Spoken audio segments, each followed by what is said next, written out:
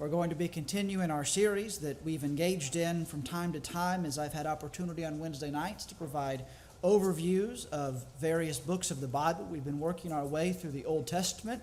Of course, we are in the section of the Old Testament that's often called the poetic and wisdom literature of the Old Testament. We've covered the book of Job. We last time talked about the book of Psalms, and now we are at the book of Proverbs. I love the book of Proverbs. I enjoy the book of Proverbs. I should probably love and enjoy it even more because it's such a helpful book. But as I was preparing for this lesson and preparing to do an overview, it was a little bit of a struggle because of all the books in the Bible that maybe don't need an overview, it would probably be the book of Proverbs. Now, I still hope that this lesson's helpful. I hope that it maybe provides some structure to the book. As far as what structure there is, maybe gives you some background information and highlights some of the themes and principles of the book. But the book of Proverbs really is a collection, a lot like the book of Psalms. The book of Psalms is a collection of prayers and songs, and that time we kind of just had to go over different types of psalms when we went over that. But the book of Proverbs is a collection of just that, of proverbs, of short, simple sayings. And there are some sections that are organized, there are some sections that are kind of lengthy and have a longer stream of thought, but then a vast majority of the book is just proverb after proverb after proverb that may or may not be related to one another. When we talk about Bible study, one of the things that we stress of utmost importance is context. You don't go and take a verse and pull it out without considering the verse before and the verse after and its greater context. Well, you can do that sometimes in the book of Proverbs. Sometimes you'll read a proverb, and if you read the one before it and you read the one after it, those have nothing to do with the proverb that you're reading. And so it is a collection of short sayings and simple sayings. But that doesn't mean that it's a book that's necessarily easy or that it's easy to apply.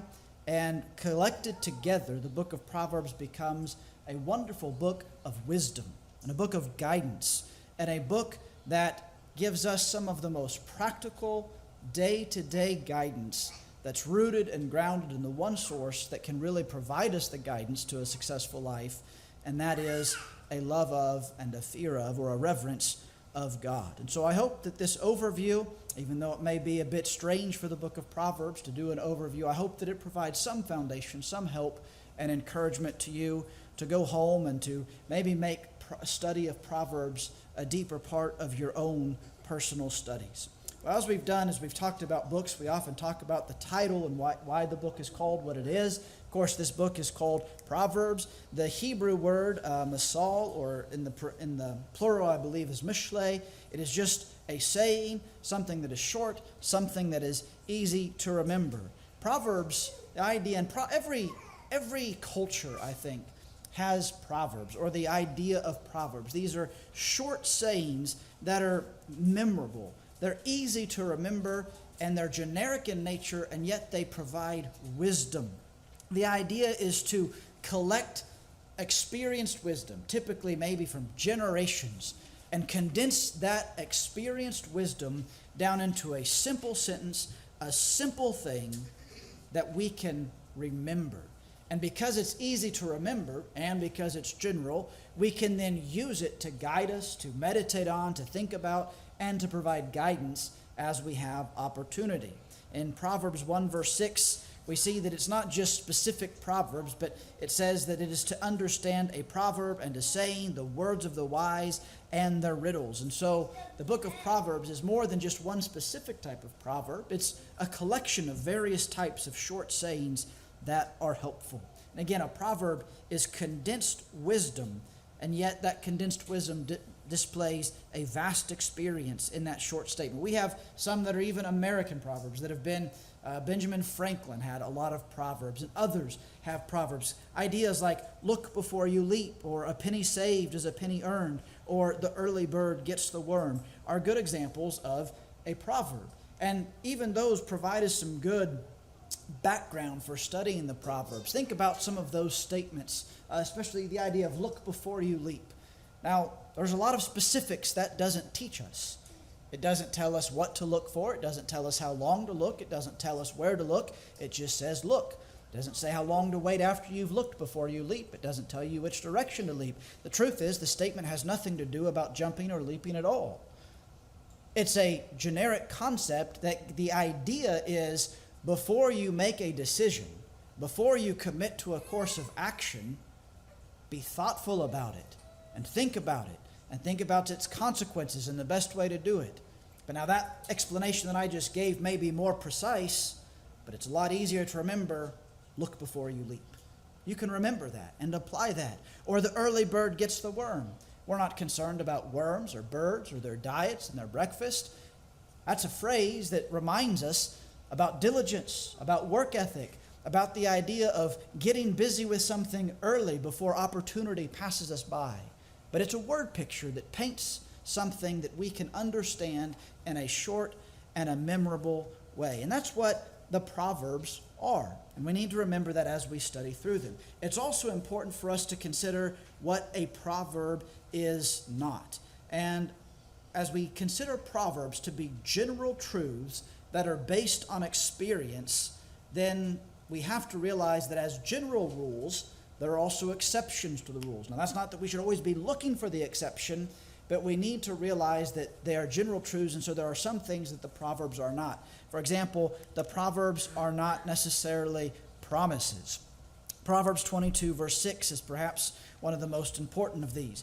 Train up a child in the way he should go, even when he is old, he will not depart from it. Now, I think we need to be careful about over-softening the Proverbs in this statement to where it never applies. This is a generally true principle. If we train up children in the way that they should go, if we understand our children, spend time with our children, if we bring them up in the nurture and the admonition of the Lord, which is something taught not just in Proverbs, but throughout Scripture, generally speaking, more times than not, when we raise our children the way that we should raise our children, they will remember that, it will give them a good foundation, and they will remain true to the way that they have been taught. But experience also teaches that's not always the case. Now, there are many children who leave the church because they were not trained up in the way that they should go. But there are also children who received a wonderful godly education, who had a mother and a father that were not perfect, but were good Christian parents, a mother and father who maybe 2 or 3 or 4 of their other children are faithful Christians. But for whatever reason, for whatever choices they made, and what influences they allowed into their lives, maybe even in their adult years, they ultimately left the Lord. And so that's not a promise that if you just do the right things, you're guaranteed this outcome. And so if that's not, then you failed somewhere. But it's a general truth.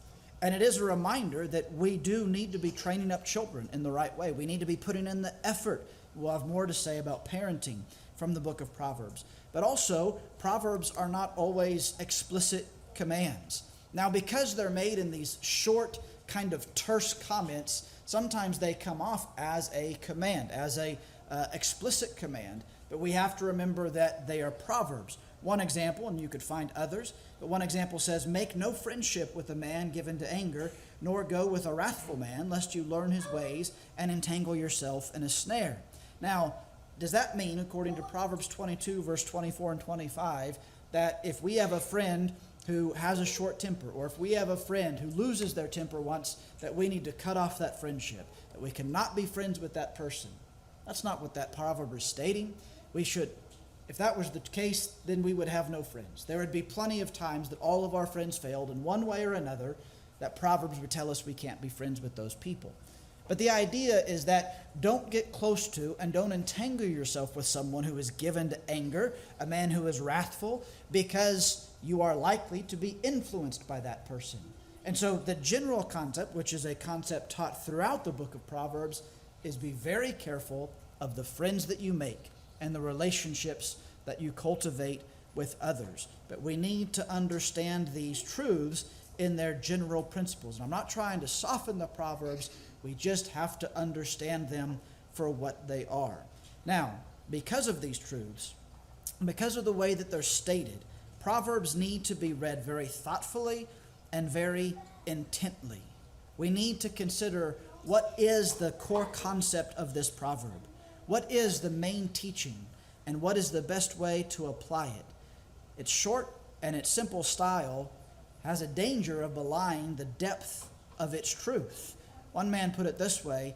He said, reading a proverb takes seconds, memorizing a proverb takes minutes, applying a proverb takes a lifetime. And I think that's a very true statement. One of a suggestion that I've heard before, a suggestion I've made to others, is Proverbs ends up the way we have it in our English Bibles. It's divided into 31 chapters. That makes it very easy to read through in a month. You can take a typical calendar month, read one chapter a day. You'll read through Proverbs in a month. If you did that every month, you'd read through Proverbs 12 times a year, you would have a good understanding of Proverbs, and surely there would be much wisdom you could get from that. I think that's a great idea. I think also there are times that we need to not even try and cover an entire chapter in Proverbs a day, because there are many chapters that contain an abundance of proverbs, each one of which is worthy of some time to think about and meditate and study.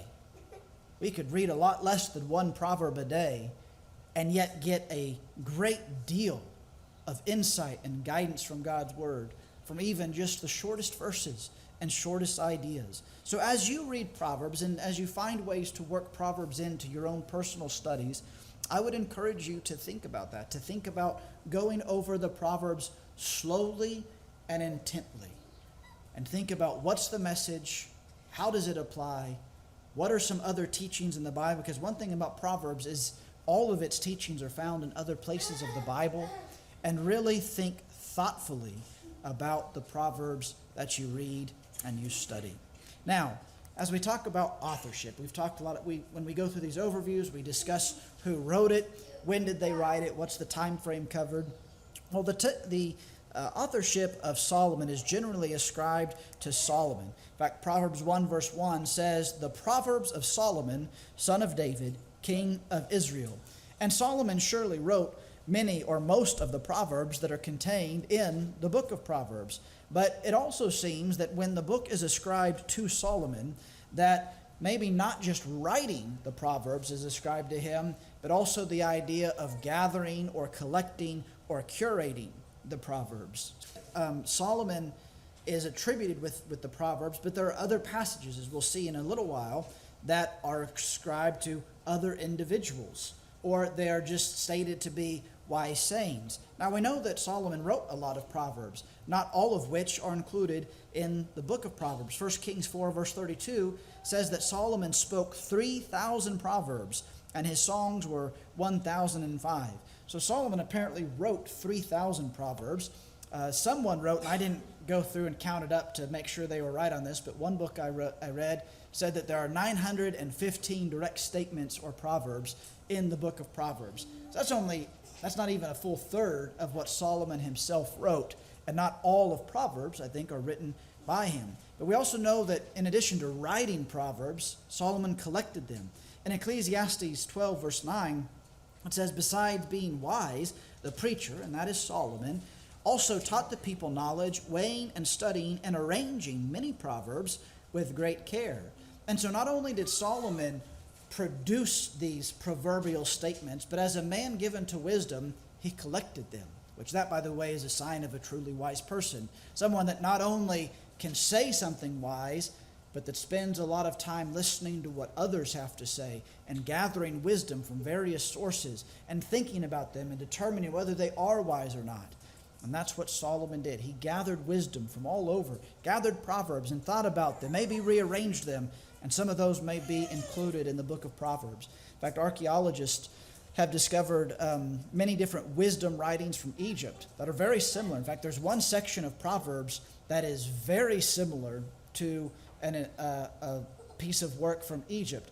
And scholars have gone back and forth. They can't really determine which one came first. It really doesn't matter. Because even if Solomon borrowed this concept or some other writers borrowed something from Egypt, they clearly put a godly spin on it. And they clearly viewed it from a divine perspective.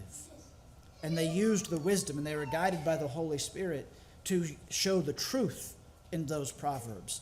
And then, while many sections are ascribed to Solomon, there are others that are simply noted as sayings of the wise. For example, once you start in chapter 22, verse 17, it begins mentioning the sayings of the wise. In 24 verse 34 mentions that again. Now, many people think these are also Proverbs of Solomon, and they may well be. Or they may just be some of the collections that Solomon had got together. Then there is also a man named Agur. We're just told he's an oracle. We don't know who he is. There's nothing else about him in the Bible, but chapter 30 is ascribed to him. Then we are also told that chapter 31 is an oracle of King Lemuel. Now, some people believe that King Lemuel is actually Solomon. Maybe this was another title or another name that he went by. And so some think that chapter 31 was by Solomon as well. Others think that this is a distinct and separate king. It seems strange to give us a name that's not Solomon, but maybe it is, maybe it isn't. But these are the various authors of the book of Proverbs. Now, not only is, as far as the time frame, clearly most of Proverbs was written and gathered during the time of Solomon, but it also was being gathered still over 200 years after Solomon's death. We are told in one section that they are and we'll see this in the outline, chapters 25 through 29 are Proverbs of Solomon, but they are Proverbs that were gathered by men at the behest of King Hezekiah.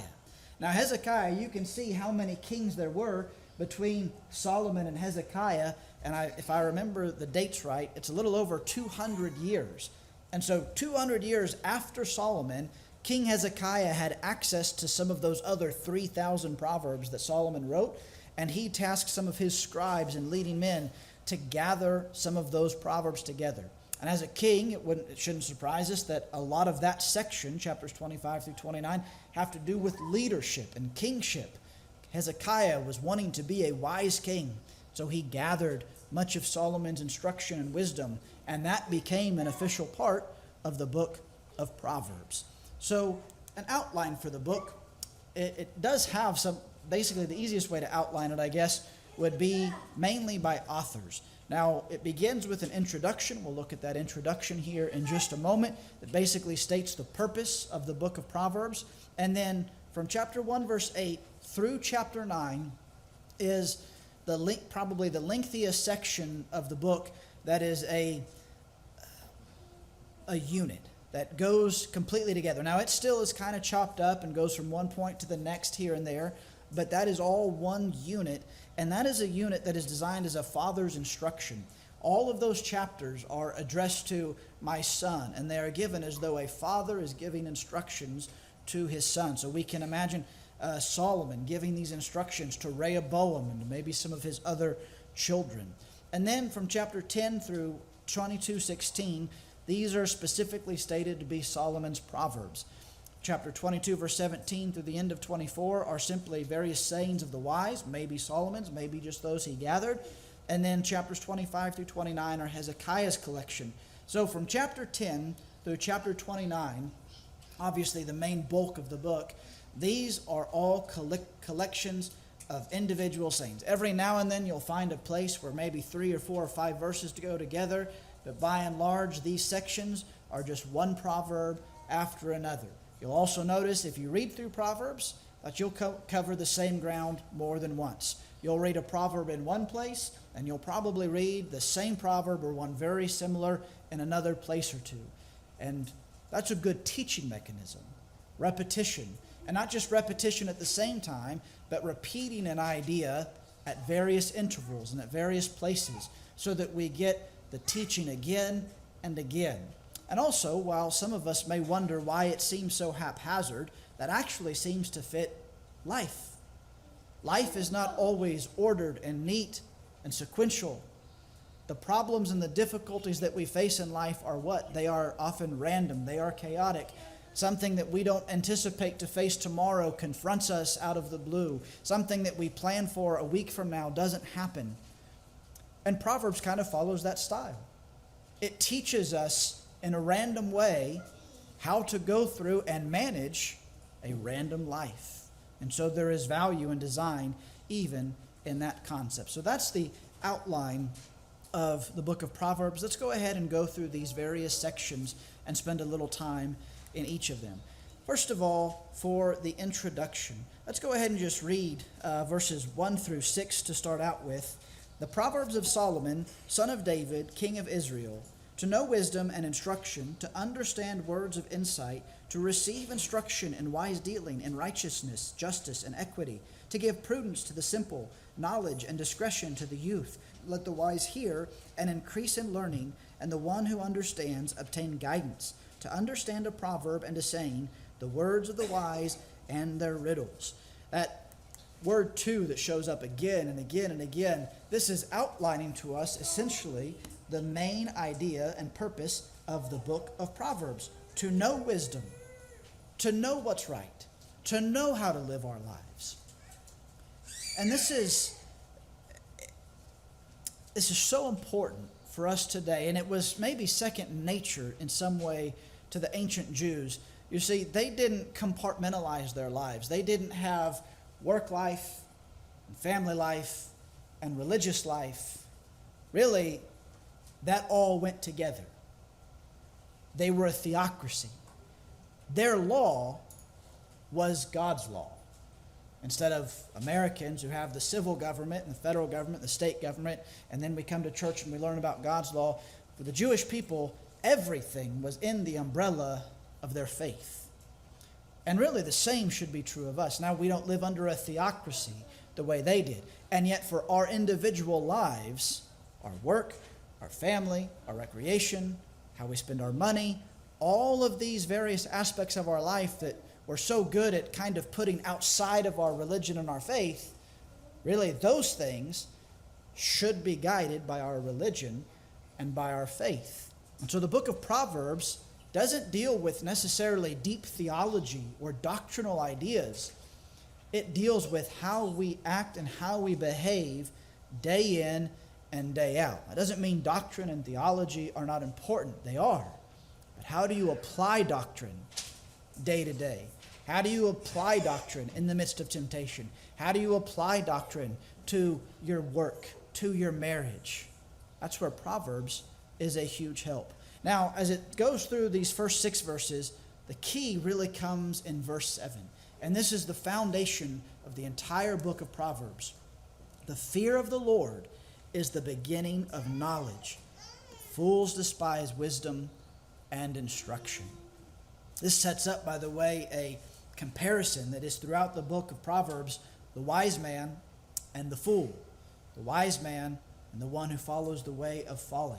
And here is the key difference between Proverbs as wisdom literature and all of the wisdom literature that we can find throughout all of the other cultures of the ancient and modern world. Practical living. How you live day to day, how you interact with people at the grocery store and in your home and at work and at school, the choices you make about your finances, all of these practical things, do you know where it's really based? It's based in fearing and revering God. Now, you can find a lot of how-to manuals. You can find a lot of books that will tell you how to gain wisdom and knowledge and intellect and all those things from secular sources. And they may prove to have an element of success or be able to help you succeed a little bit here and a little bit there. But the book of Proverbs reminds us that the most practical way to live successfully is to follow God. And so even in the smallest things of our lives, they should be shaped by the fact that we are God's children and we are following and obeying Him. Well, with this introduction, we come to the next main section, basically from the rest of chapter 8 or 1 through the end of chapter 9. And this is that section that I mentioned begins, "Hear, my son, your father's instruction, and forsake not your mother's teaching." And so this whole section is framed in the idea of parents, especially the father, training their son. Now, I'll make this comment here at the beginning, and we may come back to this a bit in the end. Much of Proverbs is written towards a son, and much of it is written in the perspective of a father counseling his son. And so much of the marital advice is given in that form regarding a man choosing a wife or how a man lives with his wife. Much of the moral discussion is aimed at a young man. That doesn't mean that women are unimportant. It doesn't mean that Scripture is overlooking women. It's simply the context of Proverbs with Solomon specially guiding his son to grow into and to be able to be a king. But the general truths that are applicable to the young men are also applicable to young women. And we need to think about it that way and teach it that way. If we have daughters, Proverbs is just as helpful for us as it is for those who have sons. And the book of Proverbs has an incredibly high view of women, of their power, of what they can be, and how dangerous they can be to the young man. And vice versa, the same would be true, how dangerous men can be to young women if they choose the wrong man. But women have a high role in the book of Proverbs. Now, you have the adulterous woman and what you might call Lady Folly that is personified. You also have wisdom is personified as a woman in this book. You have the end, Proverbs 31, that portrays to us the picture of the virtuous wife. And so you see, in fact, chapter 31 is ascribed to King Lemuel. As we'll see, it's actually the words of Lemuel's mother. And so Proverbs has a very high view of women. We just have to understand that context and realize it is applicable to both men and women. But back to this section, it is a parent teaching the child.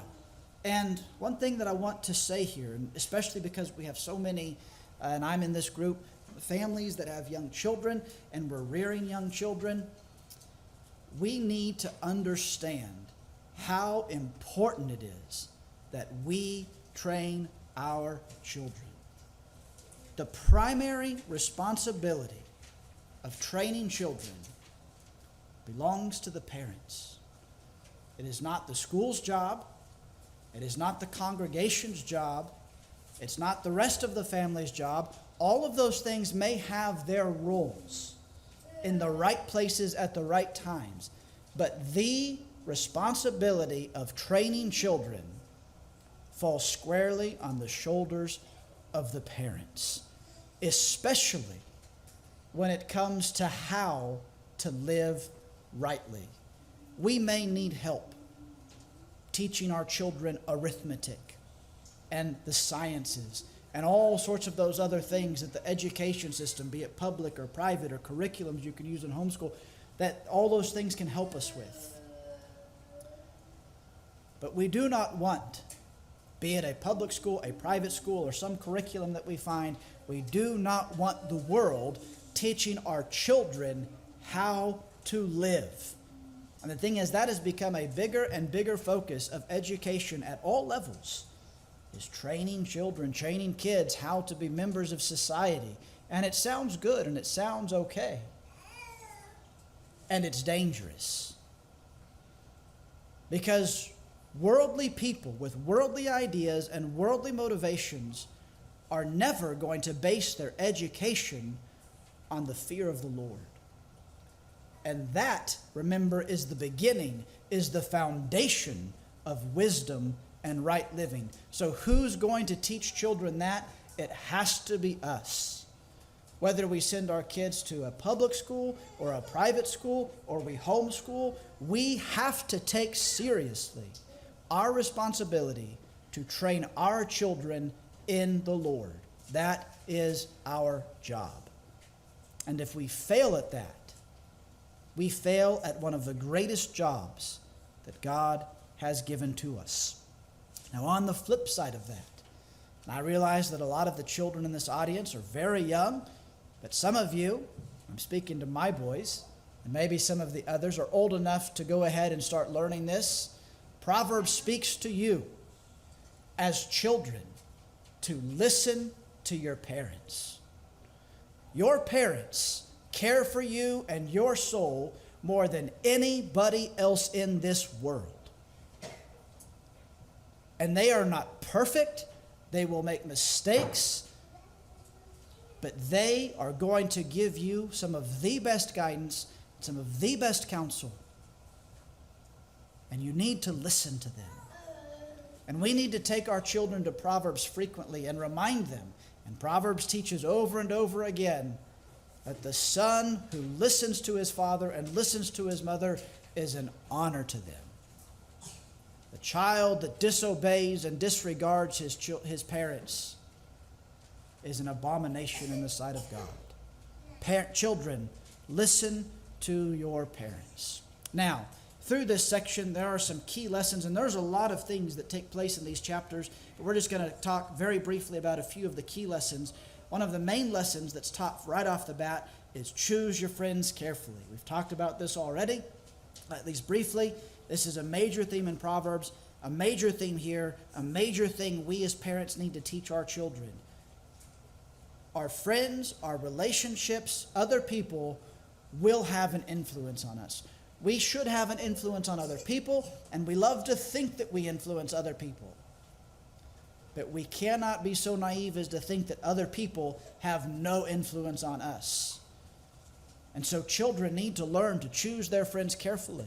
This is a hard lesson because once you've already started developing a friendship and mom and dad don't see some dangers, you don't want to give up that friend. And as parents, sometimes we have a hard time because we don't want to bring pain into our children's life, even though we see there may be danger. But relationships will truly change the course of our lives. And as Proverbs makes it clear, not everybody who wants into our lives and wants to be a part of our lives is a good person. There are people that come along and try and pull us away from the Lord, and they pull us away from what's right. They pull us away from a good work ethic. They pull us away from doing things that are holy and good. They pull us to be more like them and like the world. And we have to be wary of those types of people and be careful of the friends that we choose. A major thing throughout the book of Proverbs, and especially in this section, is morality. And again, as a father to his son, this was a major discussion between Solomon and Rehoboam, between Solomon and his sons. Now, Solomon could have used some of his own advice too. But Solomon has much to say about morality. You know, it even seems when you look through these that it's kind of a travel from the younger to older. You know, we start teaching our children about their friends when they're pretty little, when they're pretty young. And then the moral discussions begin coming as they get a bit older, as they get closer. And we don't want to wait until they're already off from home, but as they get closer to that part in their life where they're going to be making their own decisions and where they are going to be facing temptations, especially when they move away, whether that's to college or they move out on their own, they're going to have access to temptations that they did not have at home. And they need to be prepared. And they need to know the dangers of immorality. They need to know and have already been committed to choosing the way of purity in accordance with the Lord's word. Because one of the first areas of life that young people get tempted and go astray is what? Morality. And it's not an easy topic to talk about. I'm as guilty as anybody as not wanting to talk about this. And as my children get older and I realize this is going to have to be a bigger and bigger part of our discussions, it makes me very nervous. I'll admit that to you. But we have to be prepared. We, again, need to be the ones that teach them about right and wrong, about morality and immorality, because we do not want the world teaching them about that. And we do not want them facing the temptations that every one of us as adults knows are out there without having been prepared. Proverbs is a great place to go to teach about morality. Also, in this section and throughout, there are also a lot of instructions about wise financial choices. Again, as our children get older and they get past even some of those earliest years, we all probably remember being young. Some of us had really good guidance. Some of us may not have had good guidance. Some of us may have wished we had more guidance. Some of us may have wished we listened to the guidance more. When you look at these three keys that show up, and there's more in these chapters, but these are three of the main ones. Who your friends are, the moral choices you make, and how you view and handle money are going to have some of the biggest impacts in your faithfulness and in your success in life. Now, one other thing that I want to point out that shows up here in this section, just so you can be aware of it, and I'm obviously skipping over a lot, but it is the personification of Lady Wisdom, versus what you might call Lady Folly. Now, Lady Folly is also the woman of adultery, but you have two ways that are shown. And they're both shown as a woman, and they're both shown as a woman who is crying out, asking you to follow her. One is a woman that you should listen to and follow after. One is a woman you should avoid at all costs. And so it's a neat way that that is demonstrated in these chapters. But one of the main passages here, this is the guiding principle, which all those other things can be summed up in. Trust in the Lord with all your heart, and do not lean on your own understanding. In all your ways acknowledge him, and he will make straight your paths. If we will just follow those verses right there, we will be incredibly successful people. I don't mean that we'll be rich. I don't mean that we'll be famous. I mean that our lives will matter. And our lives will have eternal value when we trust in the Lord with all our heart, instead of leaning on our own understanding. Well, then we come to the section of wise sayings. I'm going to go through this very quickly here because we're already coming up close to our time. One thing is, most of those proverbs in this section fall into one of two, and there's a couple of other categories, but you might call, there's a lot of antithetic and then a lot of complementary or synonymous proverbs. Just a couple of quick examples. Antithetic is when the first line states something, the second line states the opposite or a different truth. It's comparing the differences. Consider Proverbs 11, verse 11 through 13. We have three of these in a row. By the blessing of the upright, a city is exalted, but by the mouth of the wicked, it is overthrown. The second line is different from the first. Whoever belittles his neighbor lacks sense, but a man of understanding remains silent. Whoever goes about slandering reveals secrets, but he who is trustworthy in spirit keeps a thing covered. So we have two different views, a positive and a negative, in this antithetic type of proverb. This really is the first section of these, about the first half is majorly focused on that style. Then we have the complementary or the synonymous style, where the second line either advances or agrees with the first line. Proverbs 18, verse 7, a fool's mouth is his ruin, and his lips are a snare to his soul. Both lines are along the same idea. Proverbs 19, verse 29, condemnation is ready for scoffers, and beating for the backs of fools. So you can kind of see that throughout the Proverbs. Now, some of the themes, and this is not an exhaustive list. This is just a lot of the ones that are very clear. We have, Proverbs teaches us about diligence versus laziness. Many, many passages over and over again. The sluggard is equated to the fool. The sluggard's downfall is shown.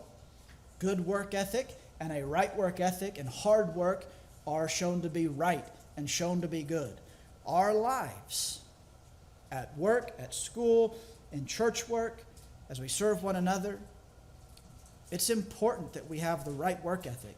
It's important that we're not slothful. Proverbs highlights this. It obviously covers a lot about wisdom versus folly. This is helpful because what is wisdom? What is folly? There are a lot of ways of the world that you'll find in Proverbs are foolish. They're the way of the fool, and we should avoid them. We have purity versus immorality. We've already talked about that, but there's several of these short sayings that cover it. Humility versus arrogance. Proverbs says a lot about being humble and instead of being arrogant, the downfall of the arrogant. Has a lot to say about money in general, but especially about generosity versus greed. The importance of lending to others, the importance of caring for the needs of others, the importance of not hoarding and holding back, as opposed to the greed and selfishness that is so pervasive in mankind. Proverbs highlights the danger and downfall of that mindset. Financial prudence versus excessiveness. There's a lot to be said in the book of Proverbs about spending money wisely, about handling debt wisely, about not being given over to excessiveness and pleasure. There's financial advice in the book of Proverbs. Family life. As we've already seen from the first section, parents to children and children to parents. There's much to be said about being a good parent, about being a good child, about being a good husband or a good wife. Family life is a part of this. Business practices. What type of employee are we? What type of employer are we? There's much said about what God likes and dislikes when it comes to our business practices. And there's a lot said about leadership. As a king to a king, a future king, There's a lot to be said about leadership. Church leaders, Proverbs has a lot for us to learn from. Family leaders, Proverbs has a lot for us to learn from when it comes to leadership. There's a lot to be said about handling criticism. How do we handle it when people rebuke us? How do we handle it when people slander us? Proverbs gives us the answers. Proverbs contains a vast amount of practical guidance for daily living. But we also need to remember it's not just a daily how-to book. It is a daily guidance. It's practical guidance for daily living that is rooted and grounded in the fear of the Lord. The real key of Proverbs is all of these things that might find themselves in a lot of how-to books in the world. The difference is these are rooted and grounded in following God. And we learn that the most successful practical way we can live is to revere the Lord, to love His word, and to follow His teachings. Well, chapter 30 are the sayings of Agur. This is kind of an interesting chapter. It's very different than the rest of Proverbs. It's a chapter of observations. It's a chapter where this Agur was especially fond of. It appears numerical lists. He often says 3 things or a 4. And it's also a chapter of wonder. I think I like chapter 30 because it's a reminder that the wisest men who ever lived, the men who get quoted in the book of Proverbs, didn't know it all. And they were always learning. And chapter 30 really highlights this. Agur talks about things that are beyond him, that are worth thinking about and meditating about. We should be thoughtful people. We don't have to be academics. We don't have to be scholars. We don't have to have doctorates and college educations galore. But I do think God wants us to be thoughtful people, to look at His creation and think about it, to read His word and not just tuck our Bible away having checked something off a list, but to meditate on it. He wants us to be thoughtful. Just an example from this chapter, beginning of verse 24. 4 things on the earth are small, but they are exceedingly wise. The ants are a people not strong, yet they provide their food in the summer. The rock badgers are a people not mighty, yet they make their homes in the cliffs. The locusts have no king, yet all of them march in rank. The lizard you can take in your hands, yet it is in kings' palaces. Agur was a man who was able to look at just even the natural world and learn about the way God ordered things. I think that's a valuable skill, to be able to look at the things around us and see them through the lens of godliness, of God's creation, and of God's word. And then lastly, we have the sayings of King Lemuel in chapter 31. Now, as I said, it says that it's the sayings of King Lemuel, but it then says it's actually an oracle that his mother had taught him. And whether this is Samuel, thus learning from Bathsheba, or another king and his unnamed mother, we may not be able to tell for certain, but it is a wonderful chapter and a beautiful capstone to the book of Proverbs. Now, typically when we think of Proverbs 31, we think of the virtuous woman, because that's the latter part. But I think it's important to remember that the first 9 verses are instructions from Lemuel's mother to him. As he was going to be a future king, she lays out to him some practical living. Again, here is a parent to the son of what is right and fitting for a king. And then from that, we go into the latter portion, which is the portrait of a virtuous woman. As a king, one of the greatest decisions that would impact his kingship would be the type of woman that he married. Unfortunately, if Lemuel was Solomon, this is one of the areas where he did not listen, because he ended up multiplying wives and women that were not virtuous women and women that led him away from God. But all that does is underscore the truth of Proverbs, one of the main truths. And that is our relationships, especially our moral relationship, our moral choices, and our marriages are of utmost importance. In fact, throughout Proverbs, there really are two central concepts that impact our success in pursuing wisdom more than anything else. First of all is fearing God. And secondly is our moral choices and our marriages. There are few decisions that we will make that will impact our life more than who we marry. So for those that are here that are unmarried, that maybe one day wish to have a husband or a wife, the importance of that decision cannot be overstressed. As we teach our children, we cannot overstress that importance. Now, does that mean that these lessons are just lost on those of us that are already married? I mean, we've already got our spouse, so tough luck for us. No, these remind us who to be. Maybe you're not the virtuous woman pictured in Proverbs 31. Become her. Maybe you're not worthy of the virtuous woman in Proverbs 31 as a husband. Do better and be worthy of that type of woman. Encourage your wife. Help her be that. Encourage your husband. Help him be the man of Proverbs 31 verses 1 through 9. The choice beforehand is important. But most of us here have made the choice, but we can still learn. What type of a man or a woman are we? What type of a husband or a wife are we? What type of a husband or wife are we looking for? Well, lastly, I just want to read from 1 Corinthians. I like to tie these Old Testament overviews to the New Testament. Since we live in the New Testament, we live under the reign of Christ. I just want to read this. We won't make a lot of comments, but Proverbs is about wisdom. And we are very blessed. People of the Old Testament were blessed when they were able to read Solomon's Proverbs. We are even more abundantly blessed because not only do we get to read Proverbs, we get to see the very embodiment of wisdom in Jesus. Paul says in 1 Corinthians 1 verse 20, "Where is the one who is wise? Where is the scribe? Where is the debater of this age? Has not God made foolish the wisdom of the world? For since in the wisdom of God the world did not know God through wisdom, it pleased God that through the folly of what we preach to save those who believe. For Jews demand signs and Greeks seek wisdom, but we preach Christ crucified, a stumbling block to Jews and folly to the Gentiles, but to those who are called on, both Jews and Greeks, Christ the power of God and the wisdom of God. For the foolishness of God is wiser than men, the weakness of God is stronger than men.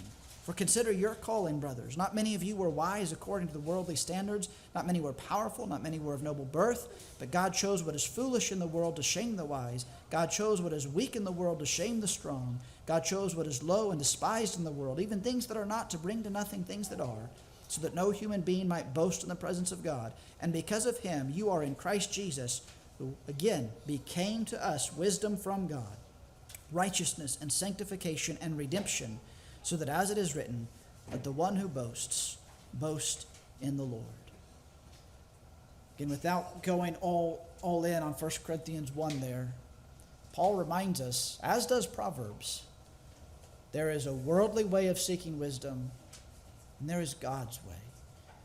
We can look to government and business and academics, or we can look to Jesus. And you know, God's way of wisdom is not going to always make us riches. It's not always going to make us popular. It's not always going to make us financially successful beyond all of our neighbors. But it will make us right and good and holy when we follow the Lord's way. And again, we have an even greater privilege because we can look to Jesus, who is the wisdom of God, who is the literal embodiment of wisdom and goodness and holiness. And by his example and by his teachings, we can learn the way of godly wisdom ourselves.